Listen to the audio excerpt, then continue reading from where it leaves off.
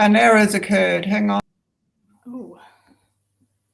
It's saying that it's broadcasting, and it looks like we're broadcasting.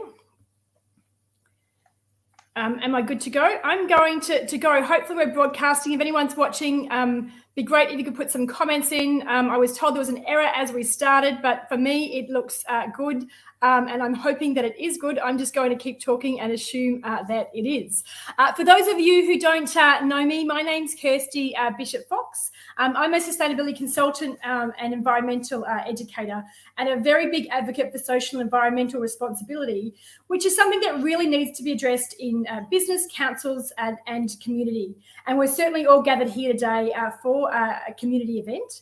As for my community connection, I'm the president of Zero Waste Victoria, an organisation whose mission is to empower people to reduce their waste. So I am absolutely delighted to be part of this live broadcast to support Spring Clean Your Patch, which is a great opportunity to connect with all of you wonderful people in a time where we can't meet in person. I know these events have been done in previous years where masses of people have met together and gone out, cleaned the streets and met and you know, seen what everyone's done. But this time, you know, this year is the second time we've done it in a remote type of way, and it's a really great chance to be here. So I'm coming to you from my home. I'm in the Maroondah area. I'm on the land of the Wurundjeri and would like to pay respects to elders from all nations and to their elders past, present and emerging. Really, everything we're talking about today is ultimately connected to caring for country, making sure we're looking after the land that we consider to be our homeland, our patch, the region in which we live and play, and we stay a lot closer to it lately because of the current time that we're in. But I'm really looking forward to meeting some great waste champions online and seeing what they're doing and hearing their stories to reduce waste in their patch. I'm here with Tash Baxter. Tash is from BeachPatrol. She does their comms, and she's done a great effort putting this together. The idea only came to us this week to do the live, and she's here today with us. But for those who are watching in, I don't know if there's too many people watching or not, just pop in the comments where you're coming from, and we'd love to know where you are. Over to you, Tash. Thanks, Kirsty. Well, it's exciting, and second year of Spring Clean Your Patch, and we'll be going around Victoria listening to those and hearing their experiences of what they're finding in their patch and logging it in the Litter Stopper app. So, you know, it's a second year and coming from, you know, from all over. Last year was a great success, and let's see if we can beat it this year. So first up, we are going to hear from Ramona and Pam, and they are in Port Melbourne. Hi, my name is Pam. I'm a teacher, but I'm also very passionate about Sorry, Pam, we can't hear you that well. Do you want to step closer to the camera? And it looks like someone's thumb is covering part of the camera as well. How's that? Is that better? That is, yes. Hi, my name is Pam. I'm a teacher and very passionate about sustainability. Oh, looks like it's frozen.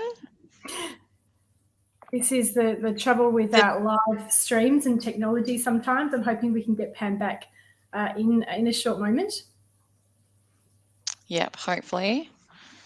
She was like, there's down at the beach in Port Melbourne by the looks of it, and lots of bags of rubbish around her. So I think Pam may have been telling us, and it looks like they are dropping out. Oh, have we got you back? Yeah. Can you hear me? We can hear you. You did drop out for a moment, but I think we've got you back. Hello. Can you hear me? Hi, yes, we can hear you. You're a primary school teacher, and you do lots of sustainability. Yeah, look, it's a bit hard to hear you. If you can hear me, I've been doing beach patrol for many years. The garbage is just honestly getting worse, and it's really interesting. The same 5 things seem to be showing up all around the streets and on the beach all the time, as well as lots of plastics being broken down into microplastics. I think we want to show you a few things we've already found. So we're going to zoom down. Hopefully you can zoom down to the ground here. Yeah, All wow. right, we've got glass bottles. We have plastic bottles. Constantly finding these.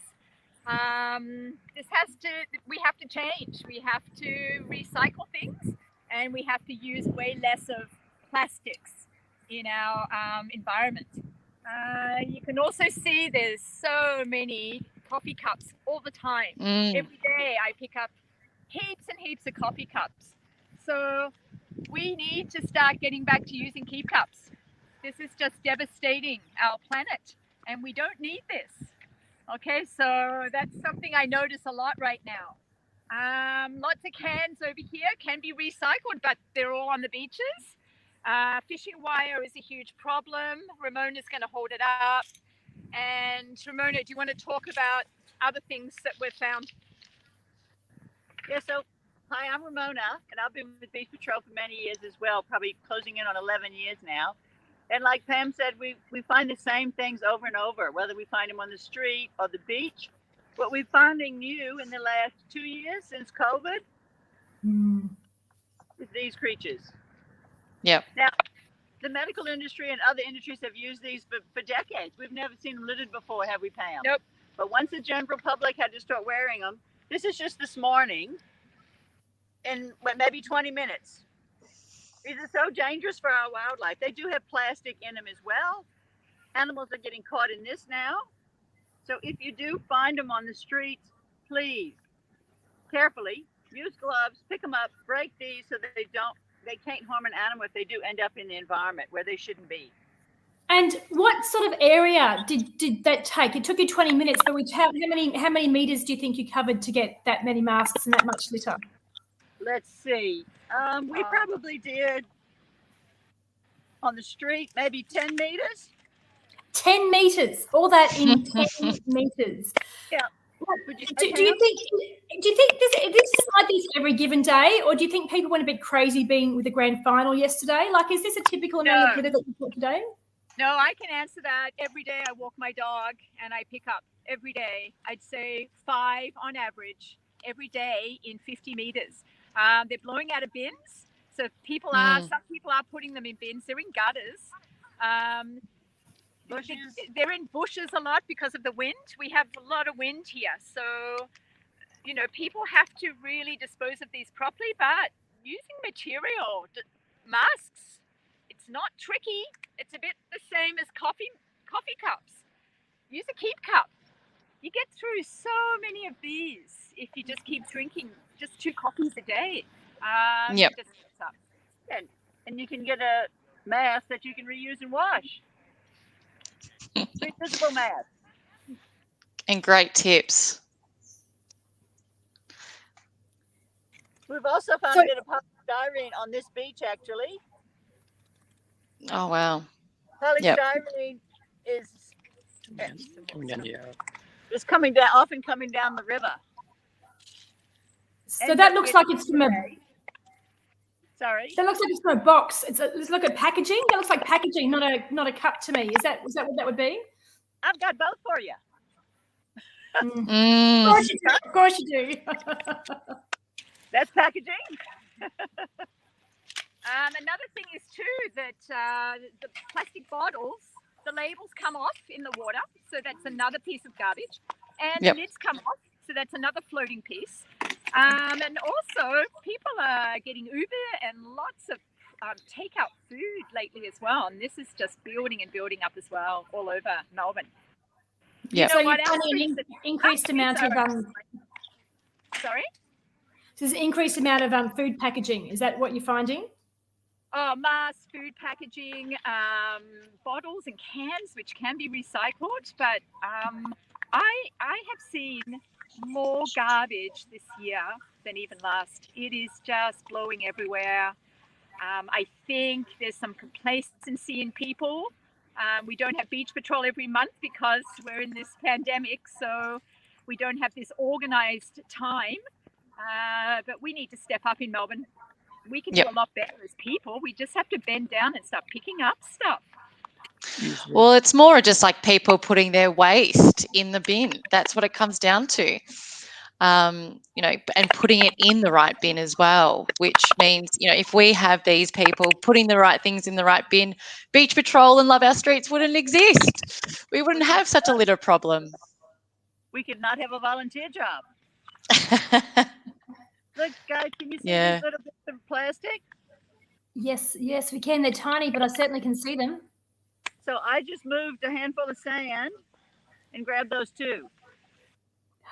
So what happens, litter, as Pam has mentioned, she picks up a lot of litter off the street. So people have this idea that people come to the beach and leave their litter, and those are the only people that are causing the problem. And that's not true. It's really all of us, because we all have way too much plastic in our lives. Mm-hmm.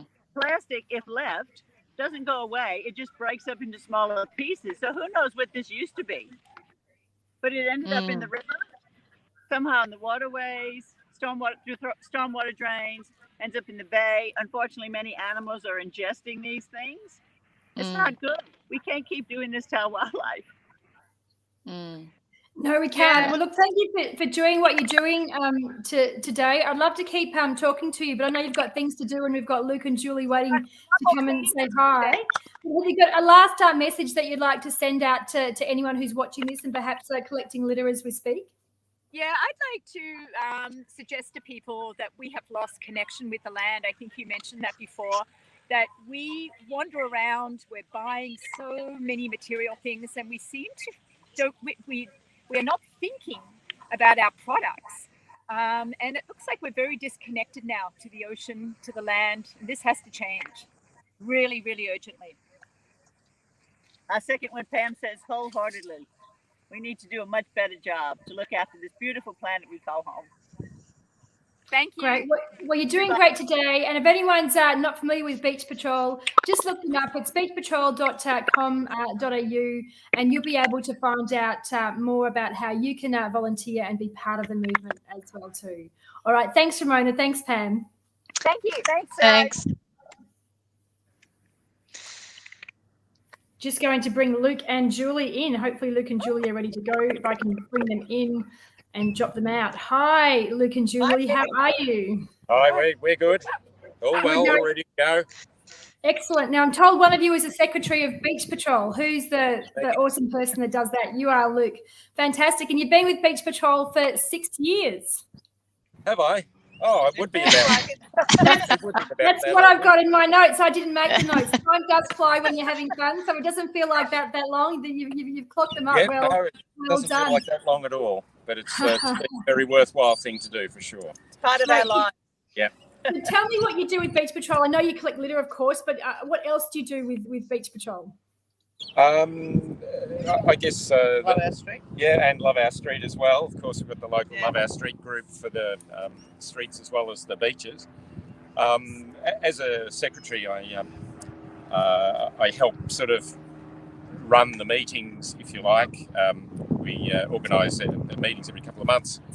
We organise groups across Victoria. We've got about 50 groups currently running, and just helping coordinate the work that they do through with councils and various other things. But, you know, mostly it's helping good people do the right thing. That's great. 50 groups. I didn't realise there were quite so many groups. I couldn't get the full list. That's a lot of groups. If anyone's got any questions for Luke or Julie or anyone, please pop them in the chat, and we'll get these questions happening. But tell me, both of you, I'm told that you're teachers, you're retired teachers. I mean, was that connection to this? Did you just sustainability teaching in school? Is that what you did, or what's led you to take on this role with Beach Patrol? Oh, I think just living at Port Melbourne and walking the dog and constantly seeing the rubbish has led us to becoming involved in Beach Patrol. But it's been a wonderful conduit to teaching with the kids and talking to them about what is around their houses and their environments, and what they can do as well to improve the picking up of rubbish and helping them to open their eyes. I took some prep children out onto the beach as part of their sustainability unit, and on the way down to the beach, they're all playing, laughing, trying to keep them in control. On the way home, after they'd spent 20 minutes of picking up rubbish, it took us 5 times longer to get home because they saw the rubbish as on the next to the footpath, up the trees, like they were like eyes wide open. Opened their eyes to it. And they've now, they've become quite keen rubbish collectors, and it's one of those things. Once you learn to see litter, you can't unsee it. Yes. It's very hard to walk past it. Yeah. And these 5 and 6 year olds, that's right, and they're ripe they'll for always see it. being open to new ways to collect, like toothpaste tubes and toothpaste boxes and toothbrushes, and then they can be collected and sent off and recycled. Like there's all sorts of possibilities. All kinds of ways. Yeah. So That's what good. have we found? We've got a question come through. We've been asked, do you find many people just walking by asking you questions, or Yes, what? and saying thank you for doing what you're doing, and we're thinking, great, we're being noticed. Hopefully that will encourage more people to see the rubbish on the streets and pick up when they see it next time. It doesn't take much to have a bag with you to collect the rubbish. I think as much as anything, if you're visibly doing something, you're not a paid person, you're a volunteer, and you're wandering around doing things for the community, people look at it and think, wow, that's good. And it makes them reflect on their own behaviours as well. I'm sure people who would typically drop, for example, cigarette butts on the ground, they see us going around picking up cigarette butts. They probably think, I'm making these people's lives pretty hard. Maybe I don't need to do that. And other people come along and pick up bits and pieces and offer them and put them in our bags as well. So it does rub off. It's amazing what demonstrating the right thing does in terms of the ripple effect it has on people around you. Yeah, great. Well, have you got a collection to show us? Have you been collecting this morning, or are you about to start? Yeah, we've been out for about an hour. We thought we'd show you a few usual and a few unusual things. A few more typical things. Typical, what was off the street? Just, God knows what. Just sticks, food, paper, plastic. Keep going, look. Mick Asper. Sorry. Our dogs here as well. Lovely. On the beach here and anywhere along beaches, what we find is that it's not all the litter that's on the beach, but a lot of litter that's washed up. So after a storm, it washes down the rivers and the streets. Anything you drop on the street can go down the drains, wash through the drains, out into sea, and the southerly winds wash it up on Port Melbourne Beach. So you get things like polystyrene that can break up into tiny little pieces. And the issue with this stuff, of course, is that each one of these little things might last 100 or 200 years in the environment. It's not a bit like a piece of paper, for example, which looks unsightly, but that'll be gone in about 6 months' time. It'll have completely degraded. Some of these things are going to be around when our great-grandchildren are still in the environment. Cigarette butts, likewise, have a lot of synthetic fibres and things in them. Amazes me how many people do the right thing and pick up their dog poo and then leave the dog poo bag on the beach for other people to pick up. But it does get me thinking a little bit about human behaviour. I'm old enough to remember the 1970s when people used to take their dog out and let them poo on the lawn, on somebody else's lawn, and that's just what people did. And then that behaviour changed over about 20 years, that suddenly it became the wrong thing to do. It was sort of bad manners, if you like, to let your dog poo on someone else's lawn. So people started using plastic bags or bags to pick up their dog's droppings. Now, that kind of thing happens with litter as well, or it can happen with litter. You don't see people letting their dogs poo on the grass now unless they look really, really guilty and they're running away. They understand what it's about. And litter's going a bit the same way, I think. We hope. We're hoping that throwing cigarette butts, for example, on the ground, or leaving your coffee cup on a wall and walking away, those sorts of behaviours that are kind of almost acceptable now won't be in a few years' time if we do lots of work like that. And just out of interest, I also found a cold chisel. So if someone's a rock fan, obviously. That's about it. And I found a $20 note. Yeah. Oh, well done. Go get yourself a little coffee. Yeah, that's right. So coffee's at the end of it, I guess. Yeah. Or donation. But And you keep cups, I'm sure? Sorry? In your kit cups, I'm sure. Oh, Oh, yes, yeah. indeed, yes. Yeah, we wouldn't use paper cups, no, that's for sure. So anyhow, that's the kind of stuff that we've gotten today. And on the beaches as well, one thing we find, a lot of people come to the beaches when it's warm. When that temperature hits about 22, 25 degrees, suddenly there's a lot of people on the beach. And the rubbish bins, and there are good rubbish bins provided by Bayside and Port Phillip City Council. The rubbish bins really just aren't capable of holding the amount of litter that people produce and hold on the beach on those really hot days. Now, people could take the litter home with them, of course, but they don't. But the good thing is that it seems that most people really do try to do the right thing. So what we find here after a 30-degree day is the bin's completely stuffed, and then everybody stacks their litter all around the base of the bin. So at least they've taken their litter off the beach. They've tried to do the right thing. It doesn't fit in, so they leave it here. So I guess there's a move in a way. It's not as bad as when I was a child anyhow. That people are looking at litter now and thinking, really, I do have a responsibility for any litter that I've got, and the bin is the place for it. So I think we're starting to make headway. We're going backwards, though, in terms of the amount of litter that we produce, because there's so much packaging these days that the volume has increased a lot. And I think that's where pressure from groups like BeachPatrol, individuals, Zero Waste, Boomerang Alliance and so on can help pressure government to change some of those kinds of industrial processes, I suppose, in a way, and consumer habits, so that we can produce less stuff. The less we produce, the less litter there will be. And choose when you're in the supermarket not to buy the highly processed whatever that you think you want to eat. Yeah. Get back to the basics. Or individually packaged stuff, that kind of thing as well. And I guess time's nearly up now, but we've got to mention the Mighty D's. Yes. The Mighty D's, didn't they do it Yes. yesterday? Sorry to anyone who's a Footscray supporter out there, but Julie's a tragic. She's always been a Melbourne supporter, and today's a very special day for her. Yeah. It had to happen sometime. We've got Sarah waiting, so lovely for you to join us, and I hope you. Hey, mate. Yeah. Great work. Bye Okay. now. Thank See ya. you. Thanks, Luke. Thanks, Julie. No worries. Hi, Sarah. Welcome.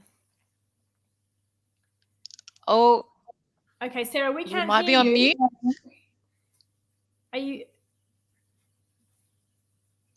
Okay, we can't hear you at all. Oh, this Oh, is there's lots of kids. surely a kid's got to know how to unmute us. Yes. Can you hear us, Sarah? You can hear us, but we can't hear you.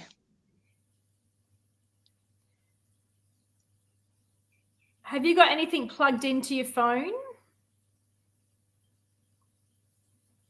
Oh, and we've got a side version. That's okay.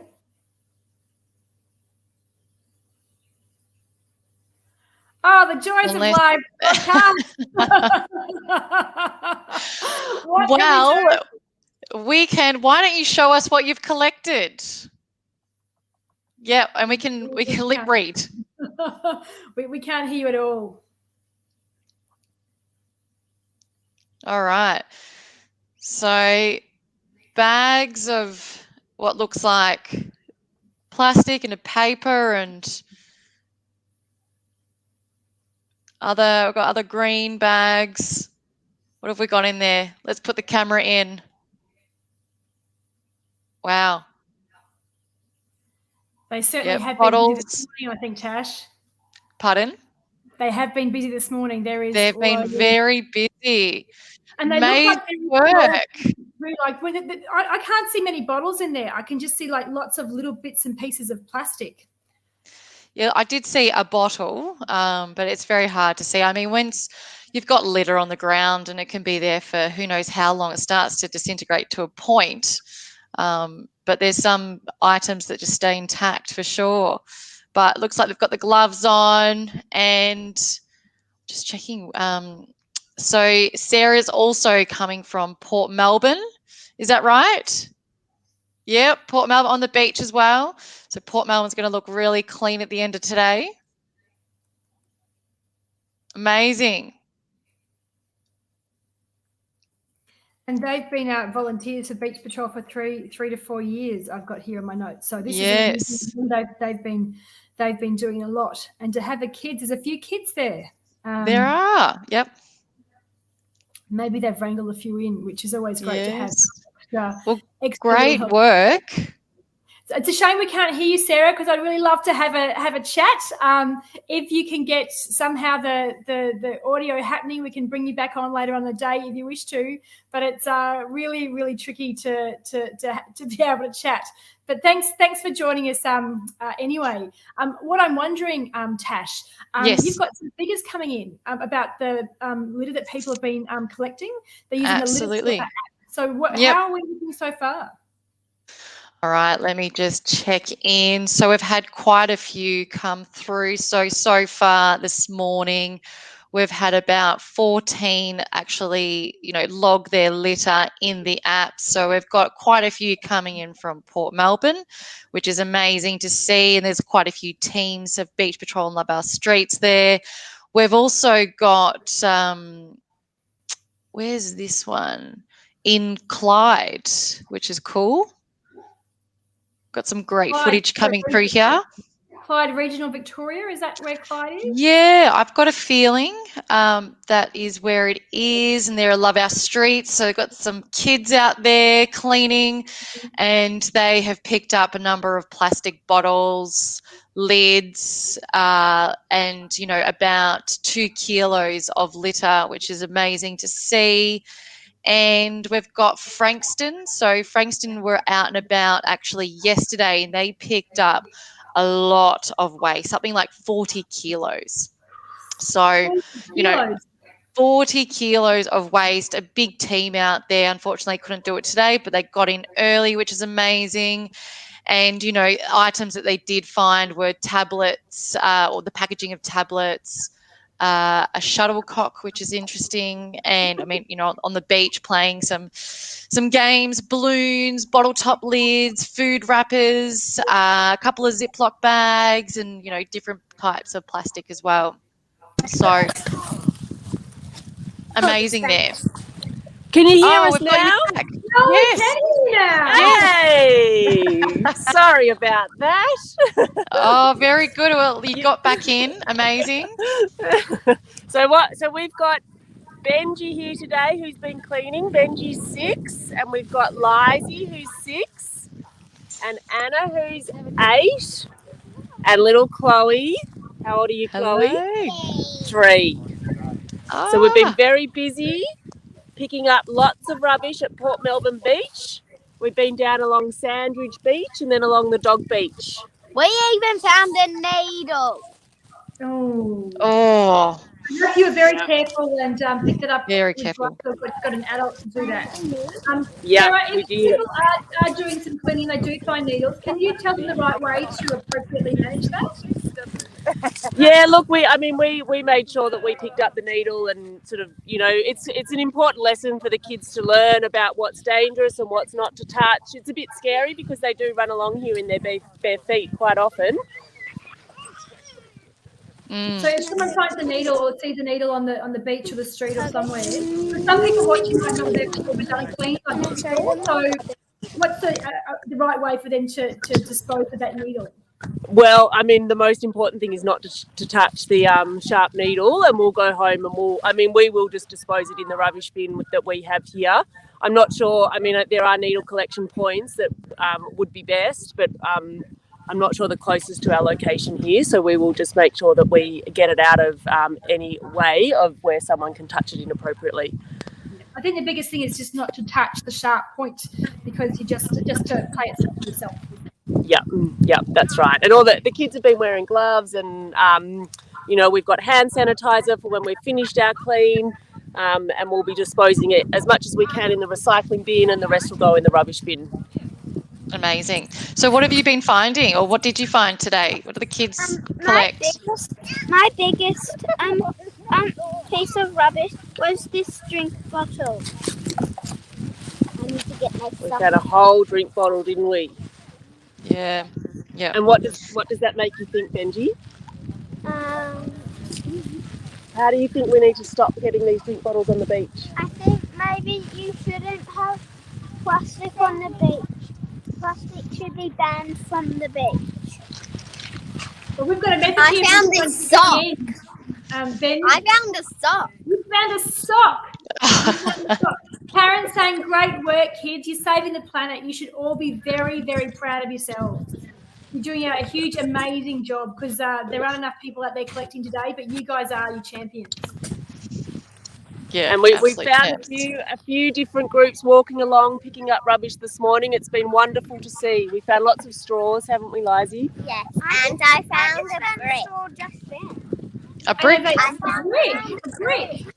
I found a brick. I found a brick. It's wonderful to see the kids engaging in this issue and, just raising the awareness for them, making them think about what we're consuming in the household, how we can reduce our footprint, all getting on the journey together. It's really wonderful to see. Amazing work. And how long have you been involved with Beach Patrol and Love Our Streets, Sarah? We've been coming down and doing the beach clean for a couple of years now with Beach Patrol and the 3207 group, and then I joined the Beach Patrol committee about a year ago now, and so sort of been helping with the organisation of Beach Patrol Australia and helping the organisation raise the awareness of plastic pollution. And we're so lucky to live where we live, and particularly in this current lockdown, it just gives the appreciation of your own backyard and having the bay right here, and it just makes you think we've really got to look after it, and we've got to do a bit better to get this plastic out of the bay and out of our waterways.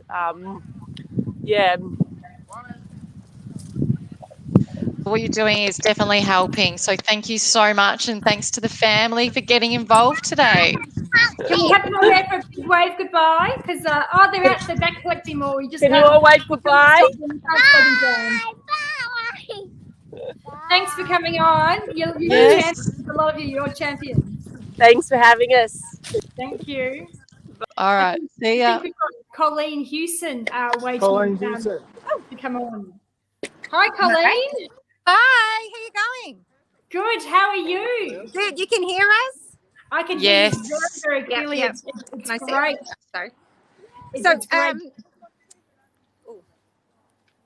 That's okay. You're going to tell us something, and I'm wanting to hear it. Yeah, no, I can hear what you're saying. No, so we're live from Warrnambool here, and we're down at the Foreshore Reserve, and we've actually, rather than go to the beach today, we decided to go along the footpath and pick up rubbish that was stuck in the hedge, actually. So found a lot of dog poo bags and lolly wrappers. Wow. All right. Do you want to take us through what you've picked up? Looks like there's lots of containers behind. It's all been sorted. Yeah. So we've been busy sorting. So I might just introduce you to Mandy and Leah. Hi, Leah. Rosanna. Hello. All right. Hello. Rosanna, that's the team. Rosanna. Alrighty. So hopefully you can see this. So we've got. Do you want to put your hands in there, Mandy? So we've got some McDonald's cups now. We've got some, what would you call them? Beer bottle, alcohol bottles, glass, some plastic bottles, some cans. They're big drinkers in Warrnambool. Yeah. Over here. There we go. There's a dog poo bags there. Oh, wow. And then this is all your lolly wrappers. Lots and lots and lots. Wow. Alcohol and sweets. That's our guy. Yeah, and bags over here. So it's actually needed a good clean for quite a while. So it's been great having the opportunity of the spring Clean Your Patch to get out and remove some rubbish. So How long did that? Yeah, here you go, Kirsty. I've got the same question. Like, how long did it take you to pick up that much? Well, we arrived here. We started about 9:15 and then finished around 10. So 3/4 of an hour. Oh, we've got some PPE gear as well, some masks. Of course you do. I think recently the council actually cut the hedge. So I noticed the other day when I was riding by my bike all the rubbish, so I thought it'd be a perfect spot to come and clean up. And so this took you 45 minutes, but what sort of area, like how many meters do you think that you What do you covered? reckon, 50 to 100 meters? Only 50 meters. Wow. Yeah, high density. I think it's one of those things, I don't know if you find the same thing in Melbourne, but people see a bush and they think, some people think rubbish bin, bush, it's out of out of sight.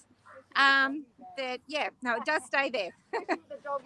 Yeah, People, they're funny things. I want the real humans, not those crazy people, right? exactly.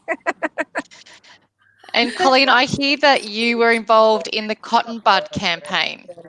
Yes. So, we still pick up cotton buds off our beaches, unfortunately. So, but we are up to, sorry, I'm just telling people to be quiet in the background there.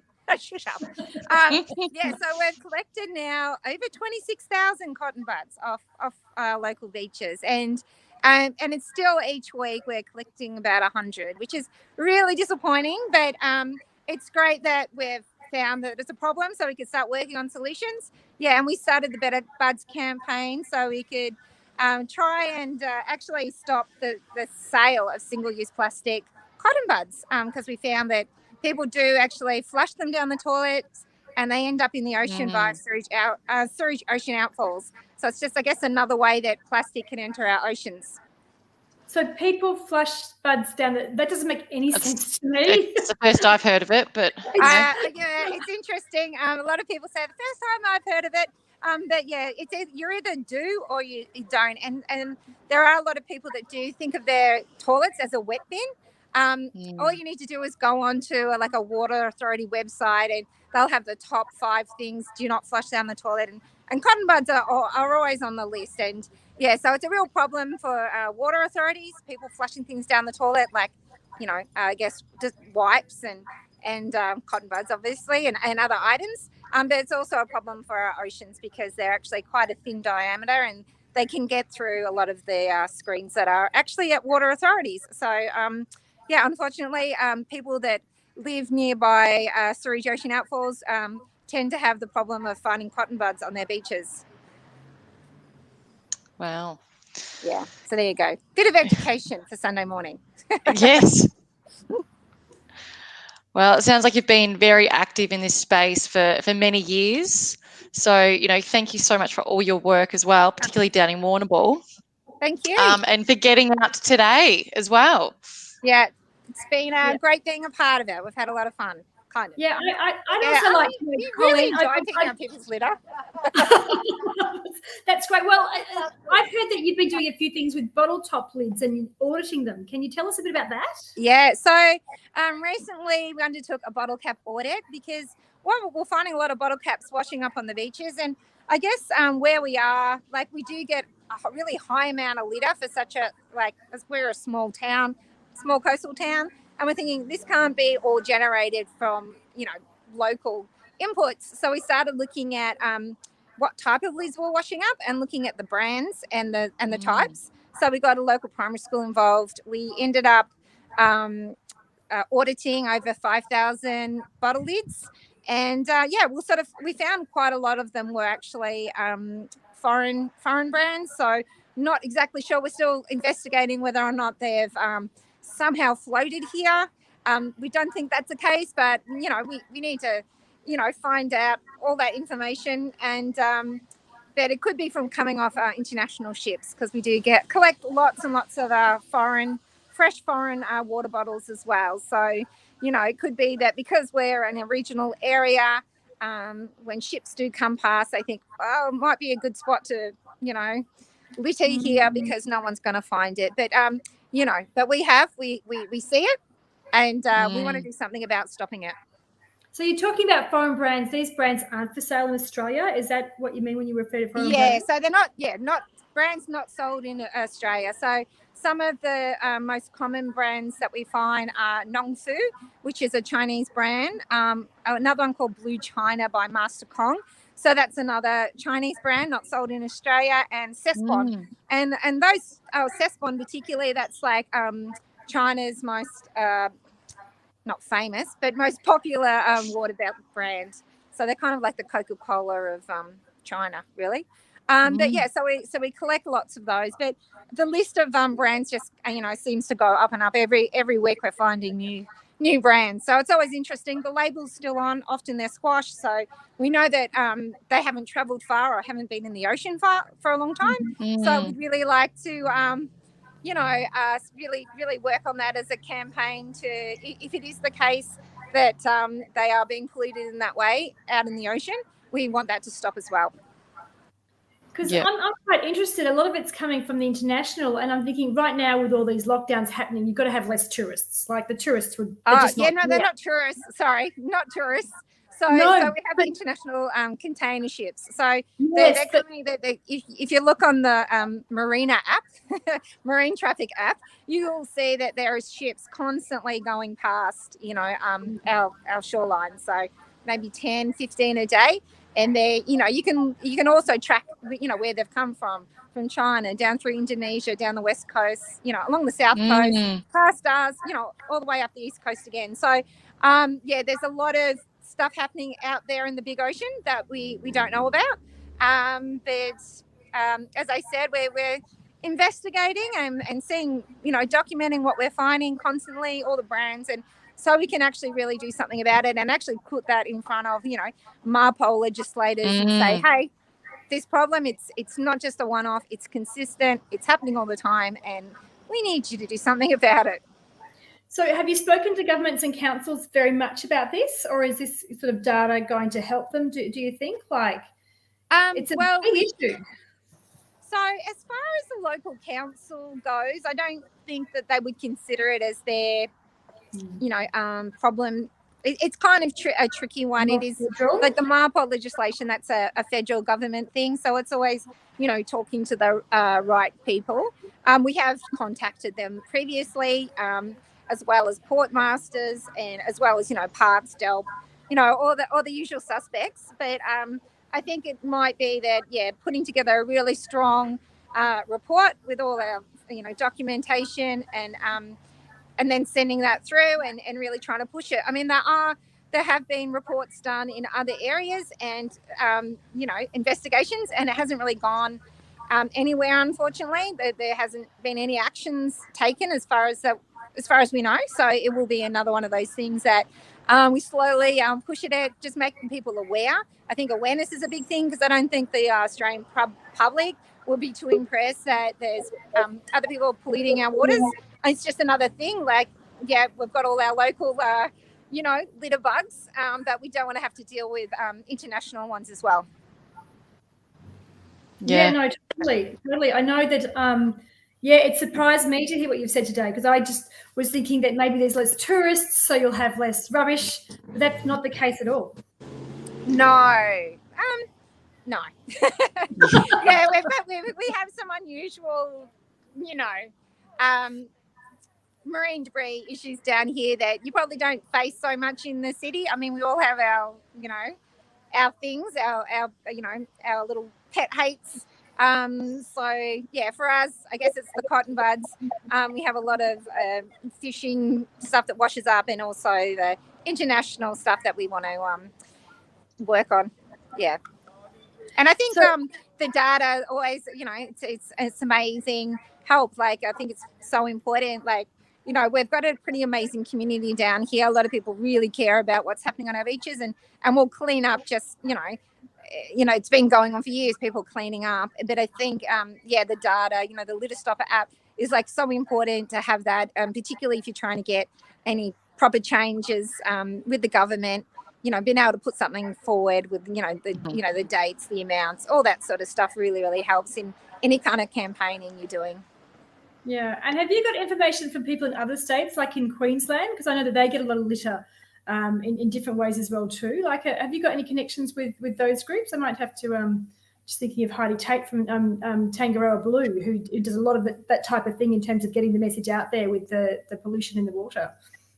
Yeah, absolutely. So we actually have been involved with the Tangaroa Blue for the last 4 years, and we're uploading our data on the AMDA as well as the Litter Stopper app. So we're doing a bit of both because we recognise that Victoria, we kind of need our own set of data as far as, I guess, single-use plastics go and what's happening in our streets and in public areas.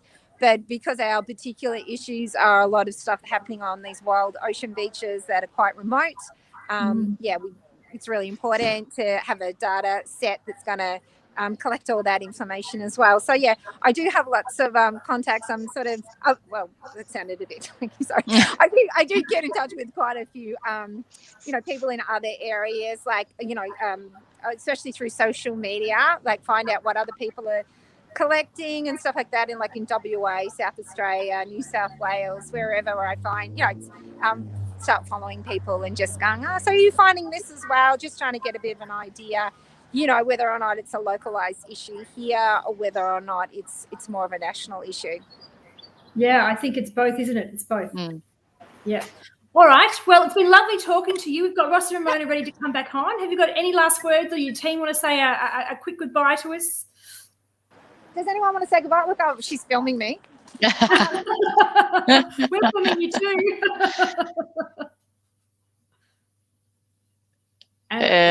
Looks like we actually lost them. And Kerry's just cleaned along the Merry River. Wonderful. All right. Well, bye to Colleen, and we'll welcome Ross and Ramona. Is Ramona with us too, Ross? Yeah, she'll be here in just a second. Ramona's back. We saw Ramona, but we've got Ross here, and Ross is a co-founder of Beach Patrol. 10 years ago, Beach Patrol was founded, and they've co-founded this event to spring clean your patch. Can you tell us a bit more about that, Ross? Yeah, so we were we just come back from overseas, and we were just appalled at all the plastic on the beaches in countries like the US, and we did some volunteer work in Tanzania, and it was like, this is really, really bad. We were telling everybody how clean the beaches in Australia were, pristine beaches and such. And we came back, and we hadn't been back a week, and we had a bit of a storm. We went down the beach, and it was just lined with, the tide line was just lined with plastic. I thought, oh my gosh, this is just as bad as everywhere else. And then we bumped into a guy down in Albert Park. He had a bunch of friends out in red shirts. We were like, what are you doing? You look like you're picking up stuff. And he goes, yeah, we're picking up plastic off the beach. I'm like, oh, that's a good idea. And he was doing it for the Albert Park. And so we had chatted to him. And from there, we grew into Beach Patrol, thinking we'd try and get Beach Patrol groups picking up in every suburb around Port Phillip Bay, where the population density was high. And it took us 10 years, but we've got 30 odd groups now picking up plastic around all the postcodes that contact the bay. And then we had come across a woman who's like, I work in your Elwood Beach Patrol, but there's a lot of litter on my street. Do you think we could start another group cleaning up the streets? And I suggest we call it Love Our Streets. So we chatted about that and thought how it worked. And we thought, okay, well, let's just do that. Follow the same model as Beach Patrol, local community groups picking up plastic rubbish in their own neighbourhood. And so that spawned Love Our Street. And we've got about 22 Love Our Streets groups now in different suburbs around Melbourne. So making over 50 groups all up, picking up litter. People in their community really concerned about the litter, and especially the plastic litter that they're seeing around, and feel like they've got enough concern to use some of their energy to go around and pick it up and raise their community awareness with their friends, with their teachers, with their schools, and with their work colleagues and such, and really trying to get the message out there that, hey, we can't have all this plastic in the environment. It's just not good for anything. So that's the short answer. Well, no, that's absolutely true. But you've done some great things in terms of, because collecting rubbish and having a clean street is something that we all need to have. But the data is really important as well too. So Right. my understanding is you developed the Litter Stopper app. Is that Yes. right? Yes. So what's the purpose of that, and how significant is the data that you get from that app? Yeah, a couple of different prongs to that answer. The first one is that, like, people go out, they're concerned, they pick it up, and they pick up the rubbish and dump it in the bin, and then nobody ever knows that what was there. So, you know, the politicians or the councils, they have no idea how much stuff is being loose in the environment, because hopefully everybody's picking it up, putting it in the bin, and there's just no recording of how much is there. And when the government admitted in their own position a few years ago, they're like, we have no baseline to start with. So if we pass any regulations, we don't know how effective the regs are going to be, because if there's no baseline to compare to. And we were working with some other people, and we thought, in BeachPatrol, let's start an app to make it easy for each of our group leaders to record what they're picking up every month. And so we wrote this app, and it took a while. You know, you have iterations back and forth, and somebody has a good idea, and okay, we'll add that idea in. And so it took a while, but so now we've got an app that people can easily use, and it'll record everything they pick up. We've got 32 different plastic items on there: bottles, cans, plastic bags, Ziploc bags, coffee cups, coffee cup lids, fishing gear. What else, Ramona? We've got the container disposite scheme items, so metal cans, plastic bottles, glass bottles, which I think you might have said. We recently added PPE because we see masks now. Before we didn't. So sorry. Go ahead. So people can record all those items, and hopefully we can show you that in a second here, and allow all that data to be dumped into one place. Everybody can see it. So you do your little bit today, and someone else does a bit this afternoon, someone else does a bit tomorrow. It's all adding up to paint one big common story for the area. And that's just so much more valuable than having all that data lost and nobody really knows what's going on. We can tell you how many coffee cups have been picked up, how many straws are being left out there, or are the straws increasing or are they decreasing? And we can, make pictures like that. So we think the data is really, really important.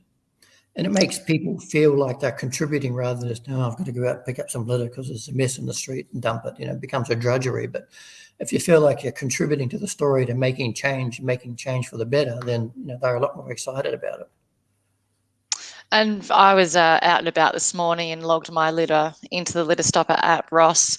One of the good things as well, it really geo-targets the location of where you are. So it's really postcode driven, which is really helpful as well if you're talking to local government and councils around where this sort of litter is as well. Yeah, exactly. We're about to launch another aspect of the app, is that it's going to feed into the Victorian State database that they've set up to record litter. So this will add a lot more data into their own findings, which would be really, really helpful for them. Mm. So how long? Sorry, Kirsty. Sorry, I was going to say, how long you've been doing surveys to quantify this? How long have you been doing these data surveys for? So the Litter Stopper app, we kind of launched it at Spring Clean Your Patch last year. So that was the first official launch of it working. We had it working before, a number of people were using it, but we didn't promote it until then. Mm-hmm. And I can tell you now, if I go back and look at some data we've got. But the original thought for it, I think, ladies, came from Ross had this idea to start quantifying rubbish, saying, let's go down to the same stretch of beach every morning and record what's been washed in on the tide line. So we knew what common items we'd been finding already. And as we did the survey, we ended up doing the survey. We were going to do it for a full year every day so we could track the different seasons and the change in the wind and such. So we did that. But as we were doing it, we realized we were finding other items, like, for example, Ziploc bags. It's not an item you think that you would find as litter, but we found so many. We found bottle labels that had come off of plastic drink bottles. So we started adding new categories as we were finding more common items. And that's kind of the story of how the Litter Stopper app really developed and got more items on it, because these are common, predominantly single-use plastic items that we find littered. Balloons, polystyrene, those kind of things. Yeah, unlike Colleen's area where she's out on the big ocean, we're at the top of the bay here. So the heads are very narrow, and the EPA have shown that there's not a lot of transfer comes in or out of the bay through the head. So whatever we find in the bay is coming from people within Melbourne. You know, it's our own litter, and that means predominantly it's mostly consumer items. You know, bottles, cans, candy wrappers, plastic bags, plastic straws, all the common things that the people take out into the public over summer and dump. And we were able to show the graphs of the litter throughout the year, you know, go through autumn and winter and spring and summer, and you see winter's quite flat, it's cold, everybody's inside, nobody's taking hot drinks outside. And as the spring comes around and the heat comes in, you see the litter rate just ramp up, and over summer it just goes up and up, higher and higher, and then it plateaus off into the late autumn again. And we did that for 5 years, and we did the same graph every year for the 5 years and overlaid them on top of each other, and they're almost, you know, within a few variations, they follow the same pattern and almost the same trend. Over 5 years, we showed there was any litter reduction at all. We were counting the same number of total items every year, which is about, I think it was like 200,000 items we counted every year, just on 35 meters. And if you extrapolate that around the bay, allowing for wind and such, it comes out to almost 2 billion bits of plastic are washing into the bay every year. It's just pretty horrific, really, when you think about it. Yeah. So does the share screen work? I thought I might show people what it is. Share screen on. Share screen. Not a good computer. Is it, what are you showing us? Is it a PowerPoint? No. I was just going to show you the Beach Patrol website. The website? Okay, that's fine. But I'm not sure how to do entire screen. So what are you trying to show us? Some data? Yeah, just how not just how the blogs are coming in. So people can see when they submit it. What it can do. Okay. But I'm just trying to. Well, while you're doing that, I thought I'd let you know we've got quite a few cleans coming through. We've had Elwood and Narry Warren and Bo Morris in the past 15 minutes as well. So you can see people across the state, different suburbs getting involved, and with and without, you know, being part of a local Love Our Streets or Beach Patrol group. So great to see people out there and picking up. Is that coming through now? Yep. There you go. So you can see the Beach Patrol website, yeah? That's right. Yep. Yeah. So this is the activity blog, the most recent one at the top here. So this is the one that Tash was just talking about. And Bo Morris, people come in, and then Narry Warren, Elwood, Werribee South, Bitten. I don't even know where Bitten is, but I'm glad there's someone out there picking it up. We can open these up and have a look at them, see what those people collected. This is the full picture. Collected 144 items, 12 glass bottles, 5 plastic ones, 43 metal ones, 12 PPE items, 2 people for 45 minutes, 4 bags of rubbish, 5 kilos. They spent 45, 2 times 45 is an hour and a half, 400 meters long, 100 meters wide. So all that info there is sitting on their website, and anybody can come and have a look at it. And you can see in September, I had looked this morning, and we started off with 68 this morning. So now we're 80. So 22 blogs have been entered already since people started. Woohoo! Well done, Spring. Clean your patches. That's right. Yes. That's right. There's still more to come. There are people out there collecting as we speak, with more to come. In the following hour, or probably even this afternoon as well, I imagine. Fantastic. Yeah. If we go over to here, this is the raw data that's coming in from the app. Like that. But it looks like I'm running over time. We need to get you off to the next person. Well, that level of data, though, Ross and Ramona, is amazing. And I don't think there's anything quite like it out there at the moment, particularly even in Australia. So awesome work to you both. And for everything you've been doing for Beach Patrol. We'll keep doing it as long as we have to. Well, I hope you don't have to for long, but I imagine you will be. With you. Thanks, ladies. Thank you. Thanks.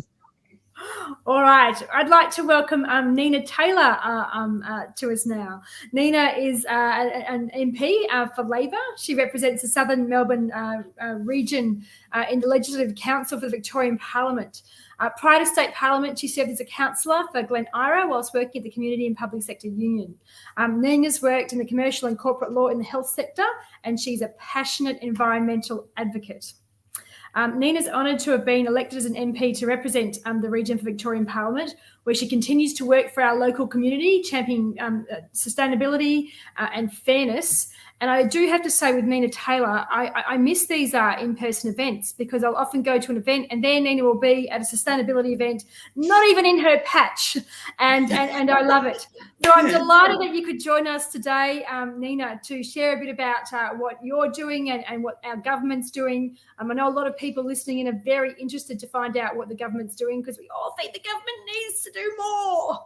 It's always the way, always the way. No, I completely understand. And thank you so much for having me along. It's a real privilege and pleasure to be here today and to see so many people so passionate about really looking after our planet in a much better way, because we know that just hearing about the hordes of litter, and I've seen a lot of it myself physically. I was with Martin Foley a few months back on a clean down at the West Gate, and the stuff that you see roll up on the shoreline, I mean, it breaks your heart. So, but it's all about how do we stop that happening, because it's brilliant. And I encourage, and I'm so inspired by all these people doing so much, getting out there and physically getting the litter. But obviously we don't want to have that litter going out in the first place. And I think this is what really, you know, this event is about. It's one about inspiring people to really look after our neighbourhoods, but also really to stop the litter in the first place, because then you can just go out for walks and not have to do, you know, the plogging and so much, even though it's quite addictive, isn't it? Once you start picking it up, you can't stop, because I think it's innate within us. I'd like to think that we do like to see the trees and the grass and not have ugliness of plastic and other things on board. And I should also, before I proceed, acknowledge the traditional owners of the land on which we meet virtually and pay my respects to elders past, present and emerging as well in our virtual world. So look, I'll make sure that I keep to point and that I don't talk too much, because I know that there are many other people that you might want to speak to as well. But certainly it is a huge focus, and we're very conscious, and I'm conscious on a personal level, of really reducing things like, and I heard one of the earlier presenters talk about cotton buds, you know, the plastic cotton buds and all those sort of items that should be innocuous but end up quite sinister once they get into our waterways. And that is why we will have the ban on the single-use plastics, cutting out things. And I heard a continuing theme of things like the straws, plastic cutlery, plastic plates, polystyrene food and drink containers, and the cotton buds that we mentioned. There'll be a little caveat for the aged care and disability sector for certain situations, but other than that, the expectation will be, and it will be banned, so it will be a requirement, cafes, restaurants, and other organisations to be on board.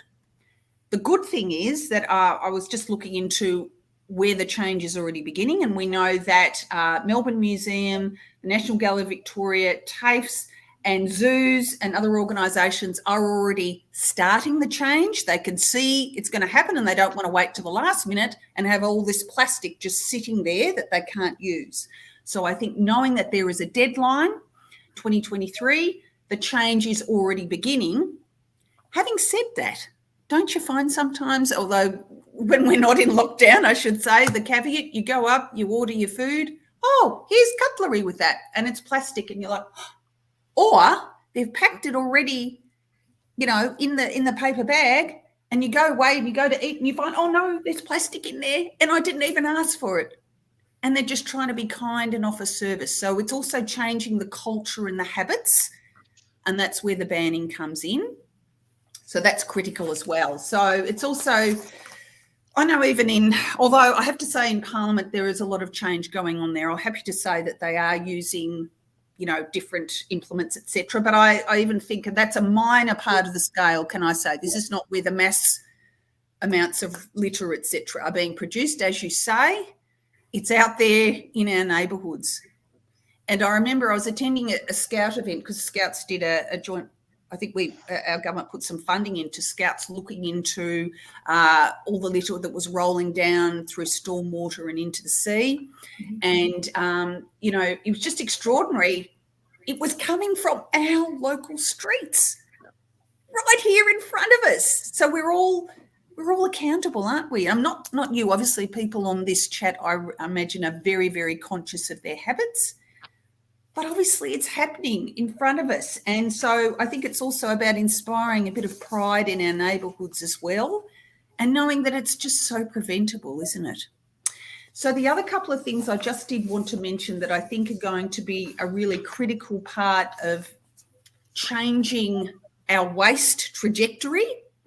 One of them, which you would be aware of, is the rollout of the 4 bins. And so we've put 127 million into that, and it's to help all 79 councils across Victoria. Why is this important?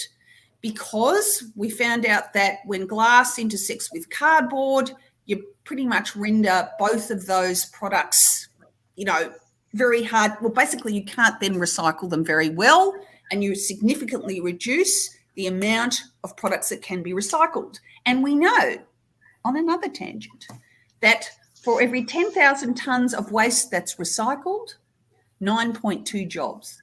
For every 10,000 tonnes of waste that goes to landfill, 2.8 jobs. So there's jobs in recycling. There's jobs in doing good things.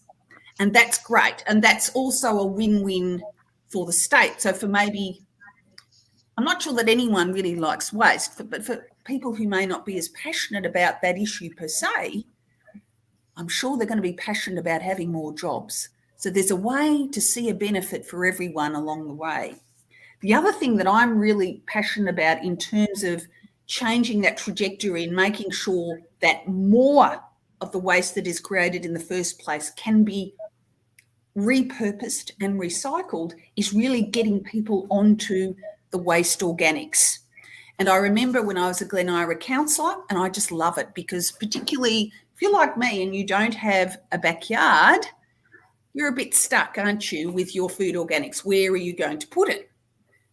Now, I actually do have a little worm cafe, but anyway, but you can't put meat and you can't put dairy and certain things in there. The worms do a fabulous job, but we need other services as well. And hence the green bins. Who doesn't love those green bins? But obviously they're not across all councils yet.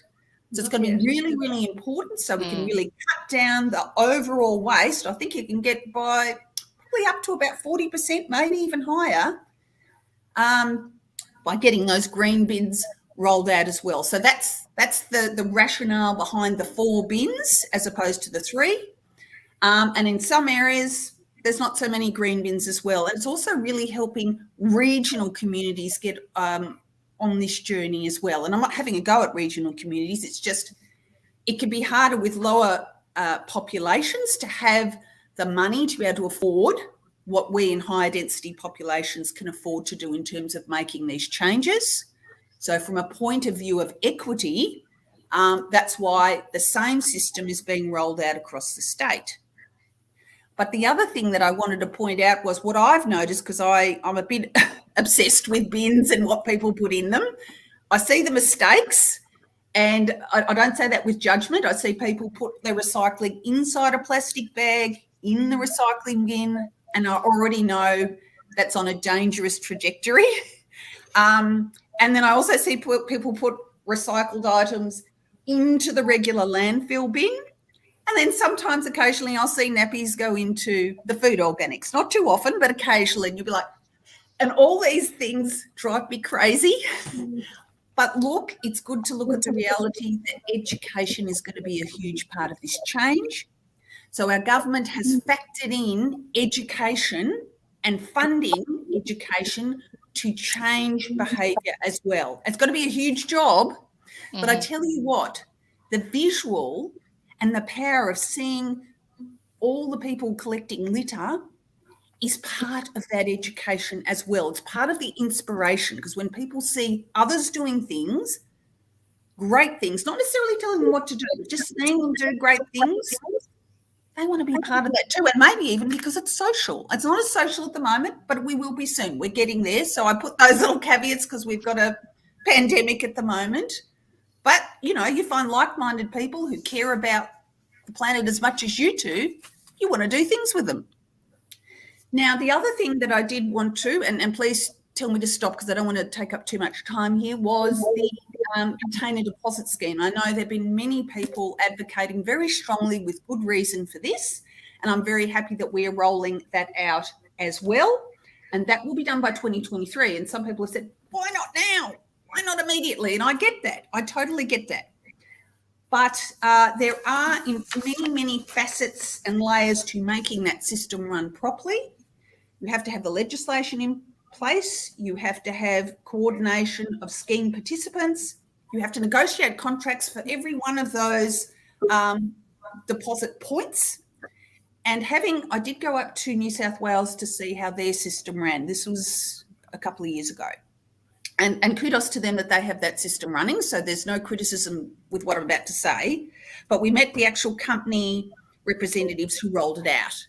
And they said that they had to roll it out at such quick speed that some places where they put the repositories for the waste had to be moved later, because you have to have a lot of thinking to make sure that, or pre-thinking if you like, and coordination to make sure that you don't tank one business and up another one. So there's those little sort of balancing acts to make it as equitable as possible, and to also make sure it has the rigour and the processes on board so that you don't have fraud and other issues transpire. Yeah. It is a happening thing. It's a and I guess thing. one of the real great benefits to it as well is how it plays into non-for-profits and charities and their opportunity to raise funds as well. So that's a really nice add-on to the community who get involved and support it.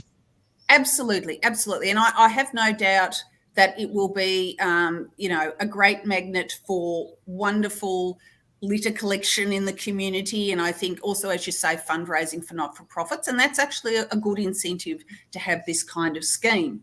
So you can see that there are many matters, many different schemes, I'll use the word scheme loosely, being rolled out to literally plug litter or repurpose it or incentivise, for want of a better word, people to do better things with that litter so that we can realistically reach that trajectory of reducing litter by, repurposing litter by 80% over the next 10 years. And that's probably now 9 years, because I remember that stat coming out, I think it was last year or whatever. And we can do it. We can absolutely do it. And I hope we do better, because I know there are a lot of people, like even when you've had your previous events, who really don't generate any litter. It's like, and they've proven it can be done. So having said that, I think that obviously we are looking at the whole of community, education, accessibility, equity, not-for-profits. But I think we're on a much better trajectory now. I have confidence with that. Having said that, for the people having to collect the litter at the hard and ugly end, they're probably saying, yeah, but I'm still seeing a lot of litter. And you're right, you are, because these schemes are only in the process of being rolled out.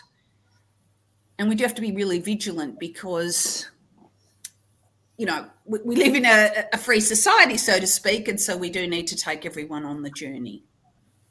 So they're probably the core elements that I was going to raise today. I hope I've made some sense with what I've been saying, because I feel like I've talked around, but it is literally a circular economy, isn't it? That's the whole point, is that it's not a definitive begin and end. It should be, a circle, so to speak. Yeah, and everyone has got a role to play in it, whether you're an individual, an organisation or a business. And I know that APCO have been working with industry, for these, packaging targets for 2025. So 100% of the packaging needs to be reusable, recyclable and compostable. So, you know, everyone's got a role to play, and if we can put some rigor around industry, then that's going to help, you know, in that, you know, what waste is produced, how it can be managed and how it can be repurposed and put back into the whole scheme of being recycled and made into new products, just to reduce the footprint and waste generated. Absolutely. I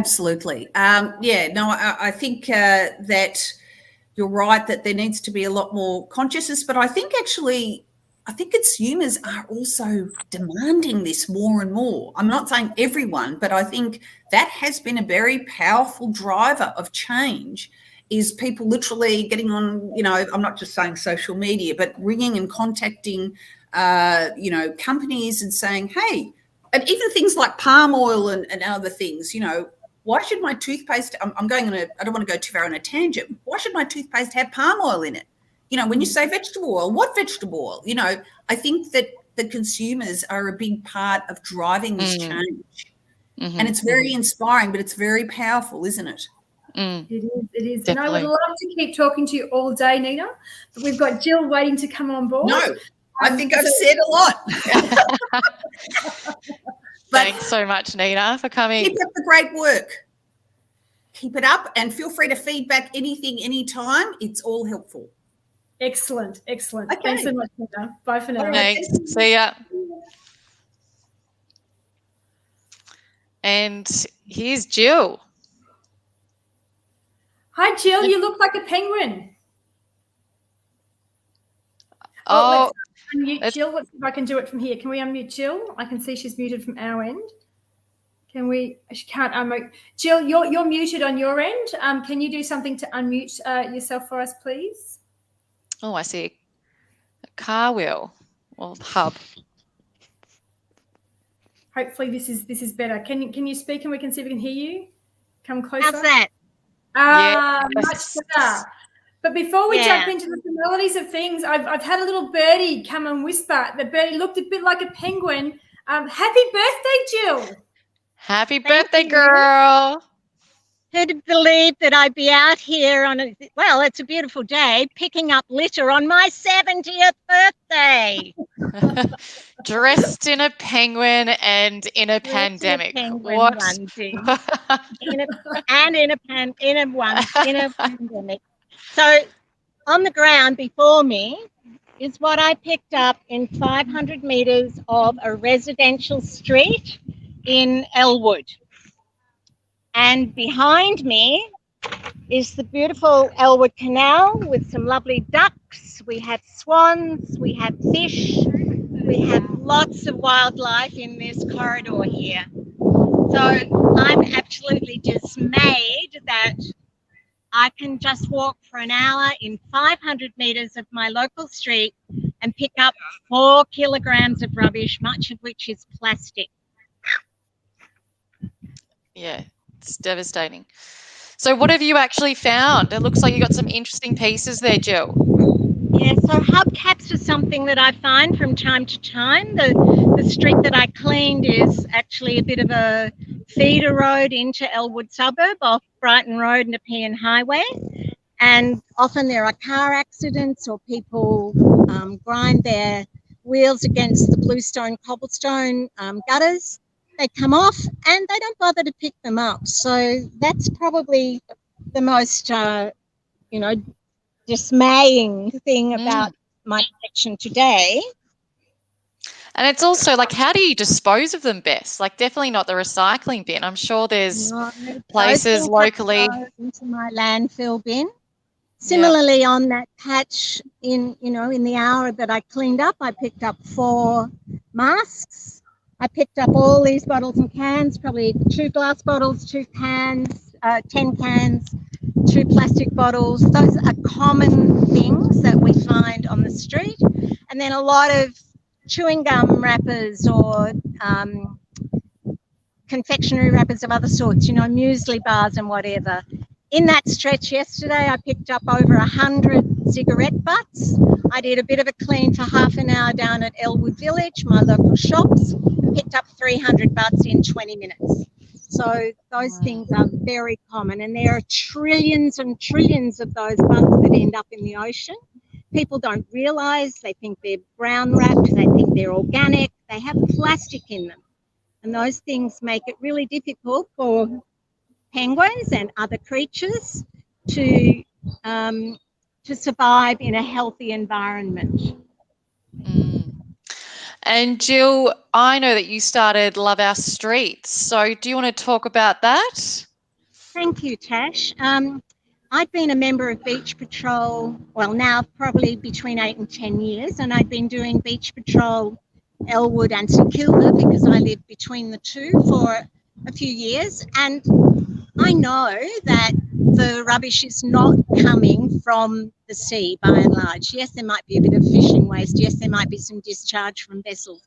But most of the rubbish that ends up in Port Phillip Bay comes from around the bay. So if I'll just take off my flippers for a minute, Melbourne is this shape, okay? So the city's up here, the heads are down here. The heads are very narrow. Not much rubbish goes in and out of the heads.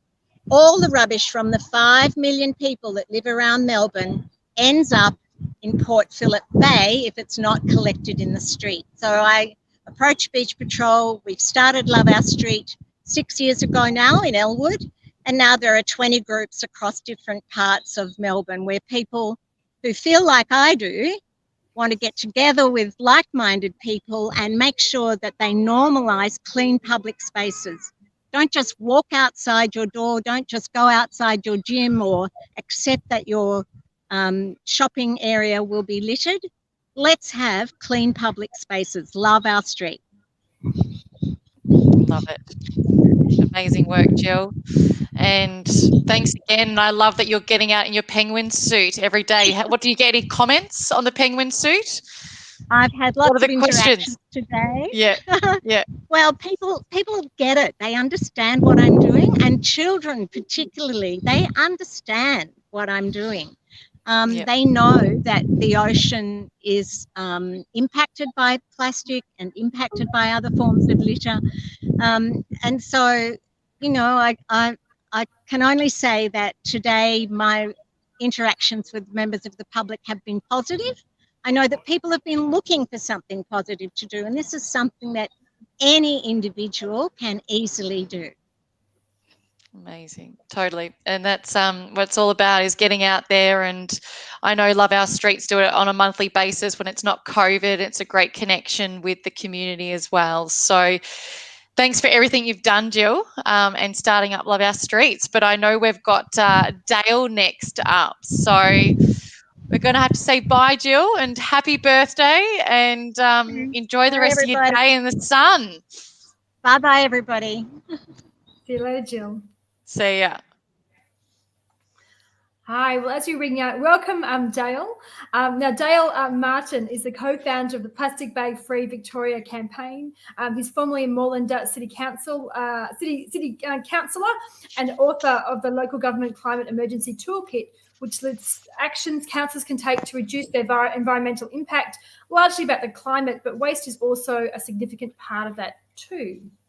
So can you tell us a bit more about that? Where do you want to start? The plastic free bag campaign, or? Yeah, g'day. Thanks for having me on. Yeah, no, it's there's definitely lots to chat about in this space. I mean, I think really meeting so many of the fantastic people that have been on this stream, and the people that are out there, cleaning up at the moment, they were a big part of the Plastic Bag Free Victoria campaign, which I think we started around about 2015, I think it was. So it's a long time ago now, but after a lot of dedication and getting I think it was 11,600 physical signatures. This is before they had digital petitions allowable at State Parliament. We managed to really get the ball rolling, and then linking up with the other states to sort of coordinate our messaging and really all ask for the same thing. And it led to some great work, some great stories that ended up on the project, and then we really pushed that along, and now we're seeing some other fantastic things. CDS being rolled out, single-use plastic bans, a lot of great stuff happening at a state level, as well as recycling, all of those sort of things. But then there's other great things happening at local council levels with plastic wise policies and campaigns that are being rolled out everywhere. And also there's a greater push to amend the Federal Product Stewardship Act as well, to really lift our game on a federal level as well. So plenty to talk about in this space indeed. There is. Now, people listening in, I know that you're no longer a councillor, but you're still advocating to local councils to do, to make some changes as well. But if somebody's listening in, they're thinking, do you know what? I've had enough and I want my voice to be heard and I want to approach a local council or a government to tell them, give them my views. What advice can you give to people who've never done that before? Yeah, definitely. I mean, I think probably the first thing is try and get some resources together and have a look and see what works. I mean, as a sort of a campaigner and then moving in as a councillor and now sort of going back to being a campaigner, again, I think it's really important to really understand your audience and to really understand what has worked in the past and what are other people doing in this space. And so one of the things that I've done since finishing up on council was I created a toolkit. Now, it is targeted at the climate emergency, but as we all know, the climate emergency and biodiversity emergency we face are so heavily linked together. And so in that toolkit, and you can just download it for free, it's available from lgcet.com, and it really just explains what councils are, what they do, and what actions they can take. And I really think that if you're able to get together with some of your neighbours, have some conversations and really develop a targeted uniform message or action that you want your local councils to take. I think in most cases, local councils are most heavily linked and out there with the community. And so they tend to get it probably the most of any level of government. And so they are quite reasonable if you're able to really articulate what you want. If you've talked through, well, what are the alternatives and what's the problem you're trying to solve? I think that they are quite reasonable. And I've been on a bit of a roadshow this year. I think I've done almost 30 presentations to community groups or councillors or council staff talking about the climate emergency. And that's been with Adrian Whitehead from Council Action and the Climate Emergency Group. And, we've been really trying to encourage people to talk with their neighbours, to really pull together campaigns, and it can be on anything. It's something as small as changing a particular line in the local laws that strengthens some of the protections, all the way through to developing a 100% recycled net zero policy. You can go as hard or as minimal as you want, but if you're really able to build those campaigns, and really it's a community thing. If you can get together with your neighbours and communicate and have those conversations, really important, because sometimes as a councillor you get hundreds of emails a week and you can't get across everything. And so if you get one email, you might miss it, but if you get 20 emails, you're much less likely to miss it. So we're saying that having one email from one person is one thing, but having emails from groups of people can make a real difference. 100%. And with local government in particular, you might think that my email or my phone call is not really doing a lot, but on some issues, council budgets, sometimes you're lucky to get half a dozen responses to a council budget from the community. And so if you're an active community group, they're really passionate about a particular issue, if you all get together and, coordinate the response and coordinate the outcomes that you're seeking and the actions that you're seeking, you can make huge change. And really it just comes down to communication. And if you're able to do that and you have the capacity in it, you don't need to spend a lot of time on it. But if you're able to, it does make a huge difference to the outcomes. And, you can get things at a local government level, like changes to, the plastic wise policies, which we're talking about, increasing the amount of drinking taps and free access to water so that people can bring their own containers. things like washing facilities at council venues, so people can wash their cups and cutlery and those sort of things, all the way through to urban design, having things like rain gardens and litter traps and all of those sort of things. These are all ideas that community groups can ask for, and if you get together and really target your messaging, you can definitely achieve a lot of these things. Great, thank you. Well, I'm conscious of time. There's some really great insight that we've got. But if anyone's listening in and they're not quite sure how to contact their local council, the councillors, just jump onto their website. There's always a link on every council website to find that information. You'll have their emails and sometimes their phone numbers. And I find with all the 3 levels of government that we have, federal, state and the local, often the local councillors are often the most accessible. So definitely a good starting place, because there are councillors become councillors for different reasons, but I know Dale became a councillor to support his advocacy. So someone like Dale on local council, and there are people like Dale on local councils, actually need us to support them, because then it's not his voice anymore or their voice anymore, it's our voice. So we can all get out there and be stronger together. Exactly. All right. Any last words, Dale. Dale? I think we've got Tom coming on next. Is that right, Tash? Yeah, we got Tom. Yeah, no, nothing from me. If anyone watching is interested to find out more, please jump on the website. That's lgcet.com. And there's details there in how to get in touch with me, because I'd love to help you out.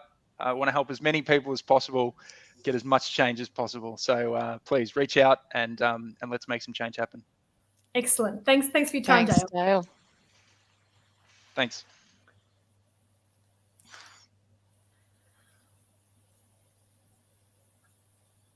Hi, Tom. Morning. How Where we doing? are you coming in today, Tom? We are at Darabin Creek, just at the end of Dundas Street, just by the river. Excellent. I've told that you've studied the environment. You're very passionate about the environment and conscious about single-use plastic consumption. Can you tell us a bit more about that? Yeah.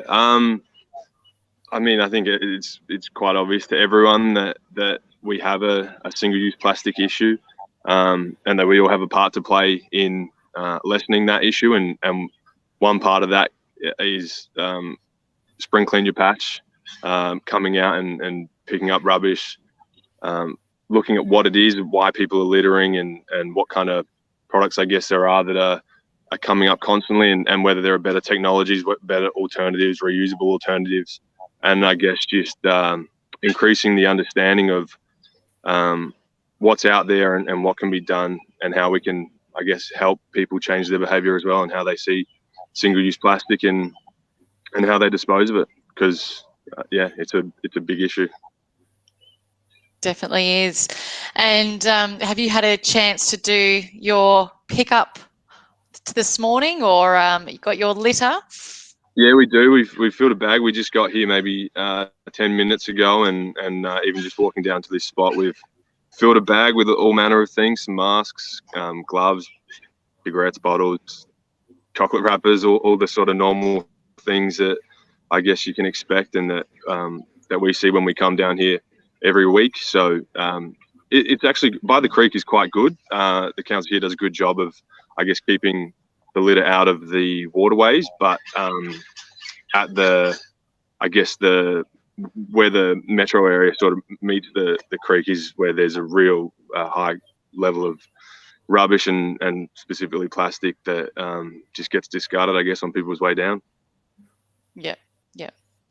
And particularly after a big storm or there's been heavy rainfall, definitely those creeks, you definitely notice the amount of rubbish and the litter that's built up on the streams as well, or caught up in the trees, which is really disheartening. But you're out there and cleaning it today, so thank you so much for getting involved.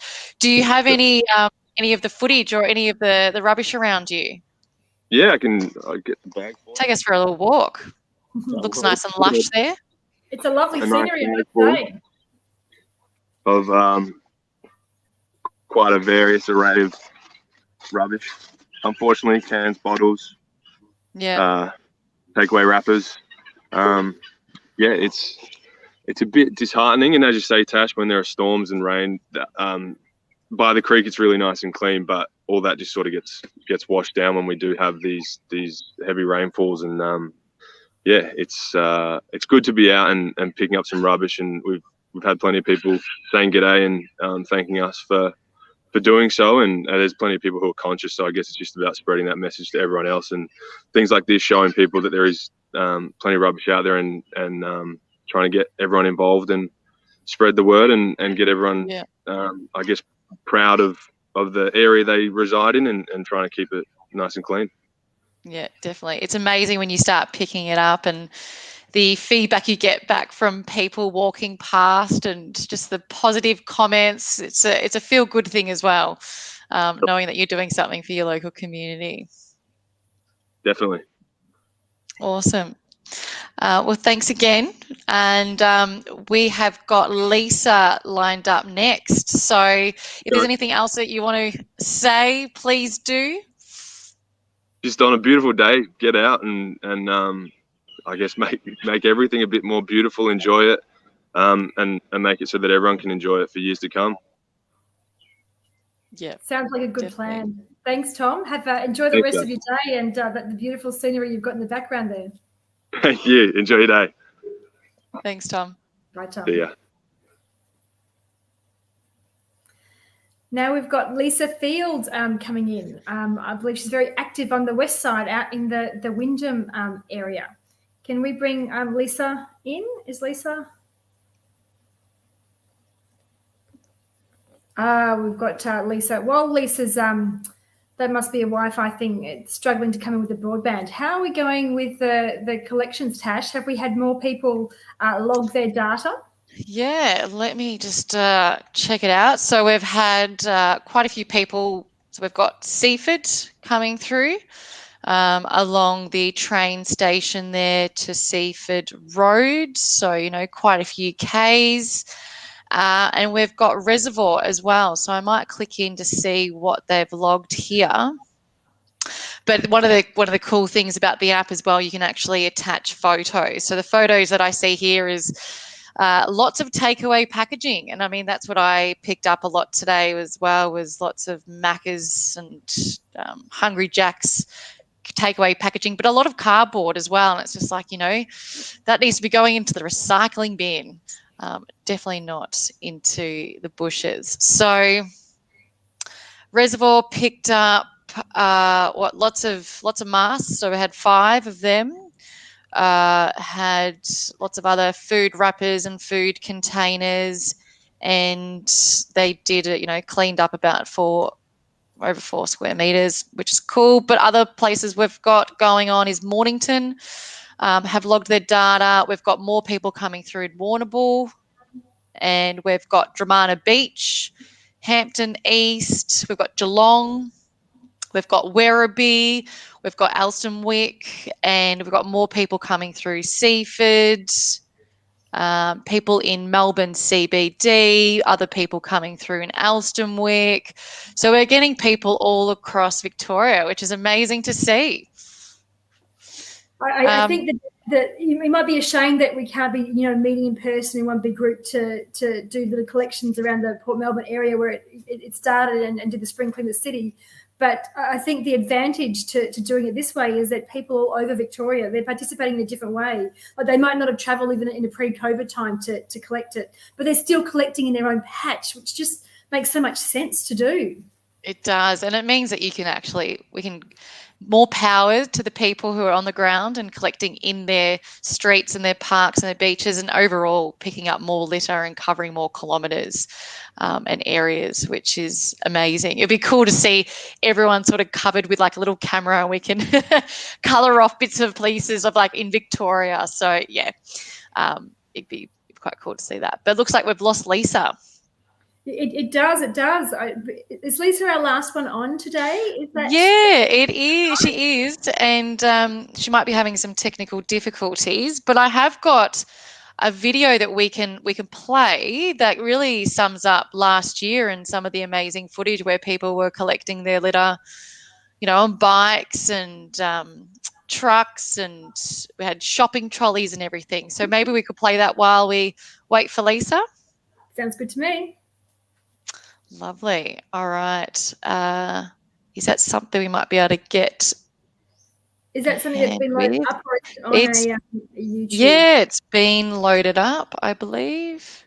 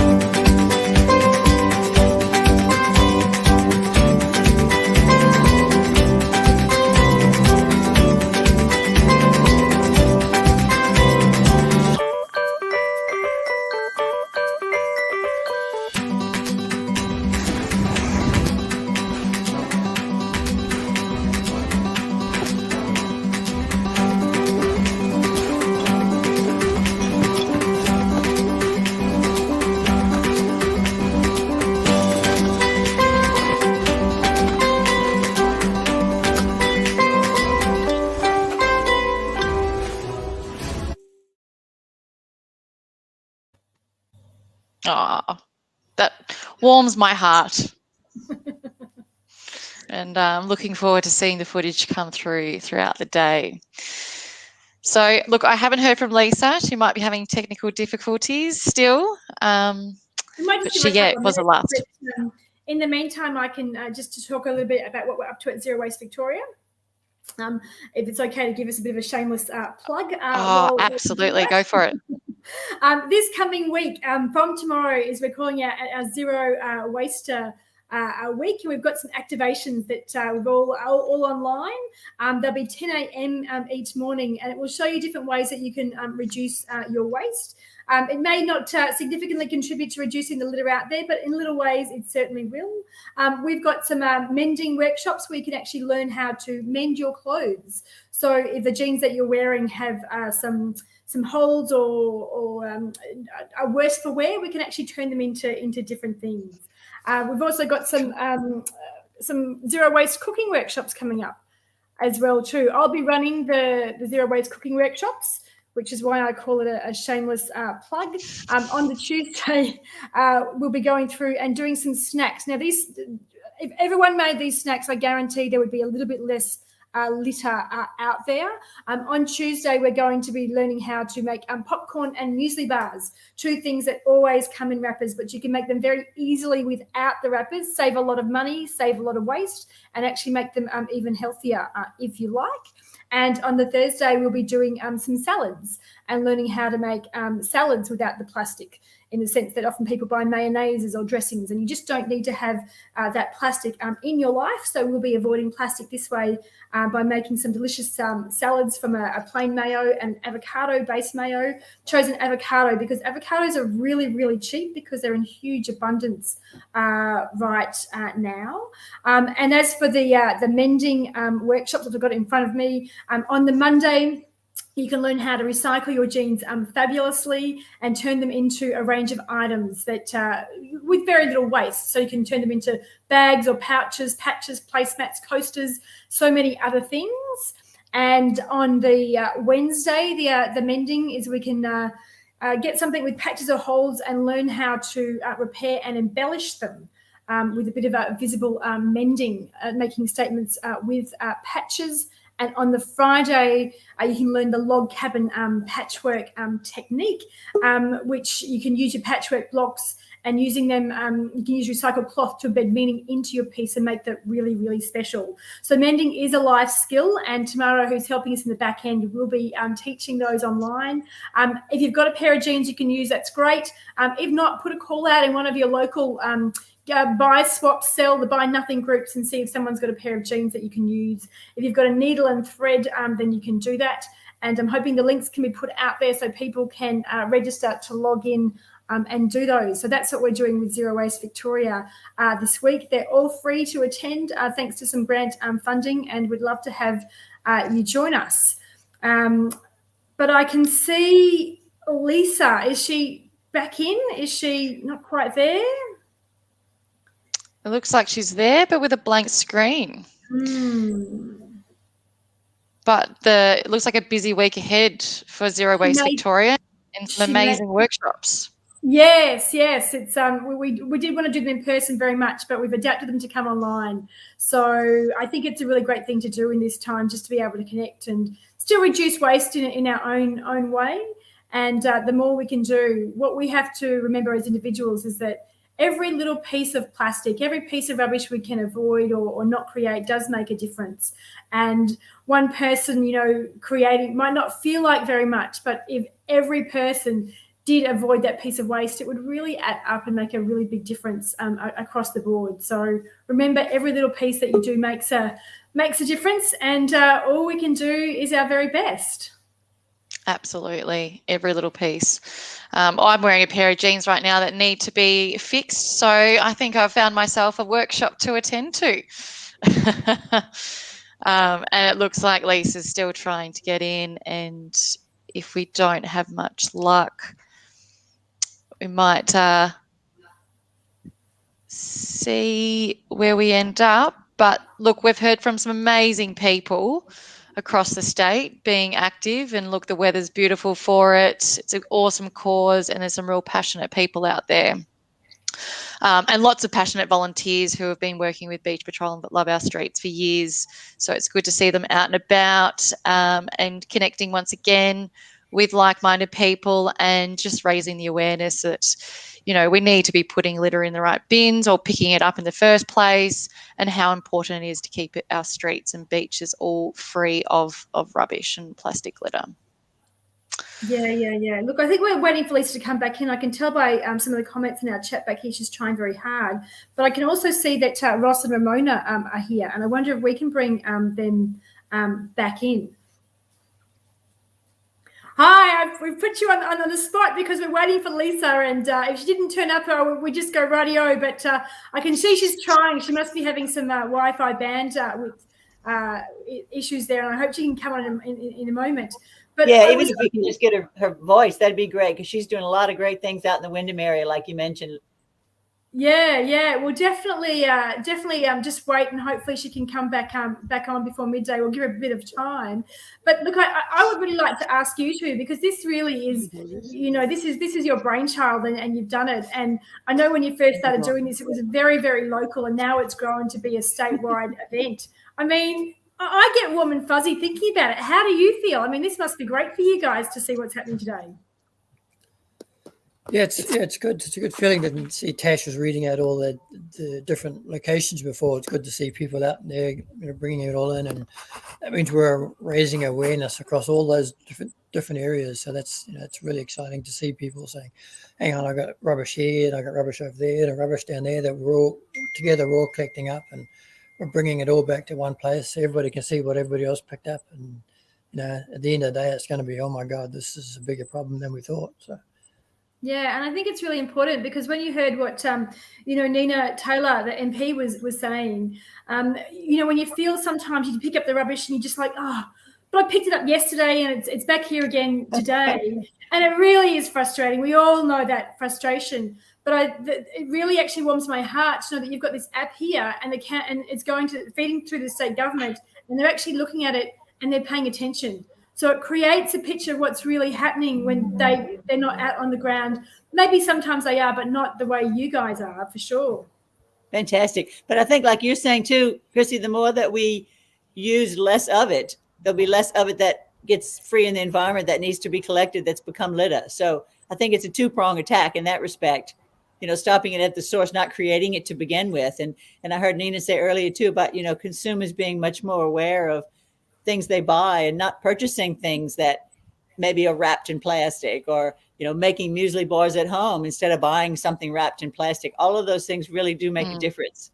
And it's fantastic to have people, we educate each other all the time. Well, I learn new things all the time, but oh yeah, I could do that. That's fantastic. It's really good sharing this. Yeah, it's often the little things that we can do. I think what Tash touched on before was on the the national 2025 targets is getting the consumers and the industry together. Just question why industry is producing some of the stuff, and is there another material or is there another way the stuff can be packaged? So there's no plastic used in the first place, and that I see that as being very much a key to this whole issue, is incentivizing the lack of production of it, and then we won't have the volunteers needed to go around and pick it up. So it's a big problem, and it needs to be tackled from all sides. Yeah, and then on top of that as well, it's seeing businesses and organisations tap into using recycled plastics. So, if there is that incentive, because I know it can still be quite expensive to use or produce from plastics and going through that recycling process. So if we can make it cheaper for them and more effective, then there drives that demand, and that demand just gets bigger and bigger, and then you see economies of scale. So that'll be awesome to see as well as the industry evolves. Yeah, that'll just become the norm instead of the more expensive option. Yeah, and moving away from virgin plastics as well. Yeah, exactly. It's going to be. It is a time of change, and hopefully we're not here in 5 years' time having the same discussion. That's the issue. At the very least, I hope there is no masks. Yeah, we won't have masks on. For so many reasons. But look, there's an analogy that I heard. It's like if you walked into a house and the tap was running and the water was flooding everywhere, what would you do first? Would you mop it up, or would you turn off the tap? Exactly. Both need to happen. And right now, these beach cleans, what we're doing is we're mopping it up, and it's absolutely essential. It's more than important. It's essential that we do mop up the rubbish that's out there. But if we mop it up and don't think about what's happening, I know I was certainly surprised to hear, I'd heard things, but to hear it from Colleen herself about the waste that's coming, internationally, like that's largely at the moment out of our control, but obviously things need to be done to stop that. But there are other things that are in our control. When you see the amount of disposable coffee cups coming through, and, just to take your own cup or to sit down and have that coffee, it's a really simple thing. And we have made movements with it. We've taken a slight step back with these pandemics, but I do think that people want to do the right thing and to use your own cup. If we get the cafes to embrace it, and it's those things like when you order it and you just order what you order, and they put in that extra, fork and spoon that you don't need. But as Nina said, it's like they're actually trying to give service. So it's that catch-22, because you don't want them to feel bad because they're trying to do something nice. But we do need to have that mind shift so that at least they ask you if you want it before they. Totally. I actually went to Grilled around the corner a couple of weeks ago, and they've got a whole concept of, do you want it? At what extent do you want this packaged up? So there is that. It's a little bit of extra effort, but at least it's that conversation, and they're already thinking about it as they're actually making the food and building that into their service. So, you can then refuse the excess packaging, or you can tailor it based on, what you actually need and what you don't need. So that's, if we can start shifting more bigger in that space, and, we can start, that's just one element of the pie. We're all working in it together. Yeah, as I said before, the bulk of what we're finding is takeaway items, away from home use. And if we could get that under control, that would cut down the amount of litter on the streets and the beaches, just a huge amount. Yeah. It's amazing. So when I was picking up this morning, it's like all this takeaway packaging, it's in the bushes. So yes, I understand there's the environment where it might blow open the lid and might blow out the items from the bin and end up on the street. But there's people out there who actually just dispose of it out of their car, or they drop it. And that's one thing that is, there's behavior change there, but I also like common sense. Like, why would you, there needs to be a level of guilt, or there has to be that thought process of dropping litter while you've just consumed it. And there are people out there that do it. And there was someone a couple of weeks ago who was having a cigarette in their car, and they just dumped the cigarette out of their car, got their number plate, reported them. And, it's a penalty for them. Yeah. Yeah, I love getting the EPA app and dobbing, and people just throw their smoking butts out the window. Yeah. I can imagine their faces when they get a letter in the mail at $500. Yeah, I want to be there for that. Fly on the wall. It's like I didn't do that. It's like I've got you on camera, mate. There's ways and there's ways. Well, it looks like from the messages coming through that Lisa can't seem to connect properly. So she's having trouble while she's out there. So it's a shame that we can't hear her. Perhaps we'll have to get her voice out there another time. But I'm told that there's a montage or something. Perhaps we can finish with it. I'd like to thank everyone who's joined in today, or anyone who's watching in the replay. If we can just pop up on the screen, if anyone is collecting litter, it's the litter app.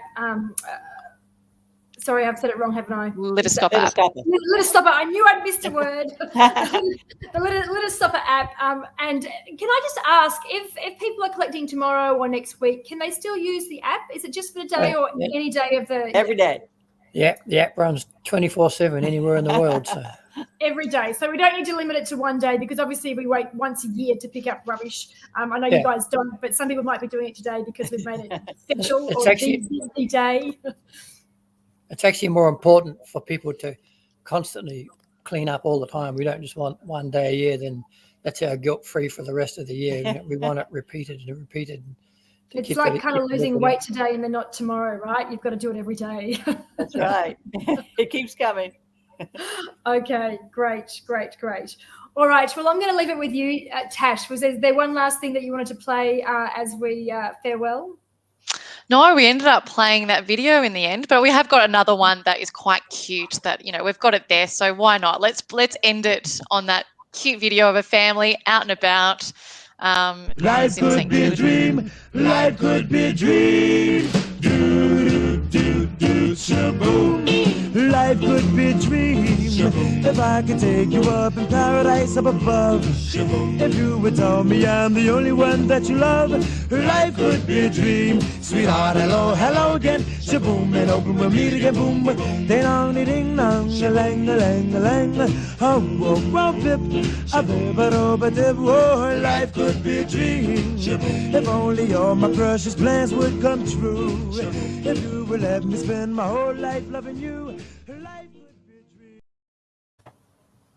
Oh, that was very cute. I'm really glad that we got to play that. That's made my day. It's really made me smile. But we're just going to say over and out, and we're just going to say bye for now. Thanks everyone. Thanks very much, everyone. Okay. Bye.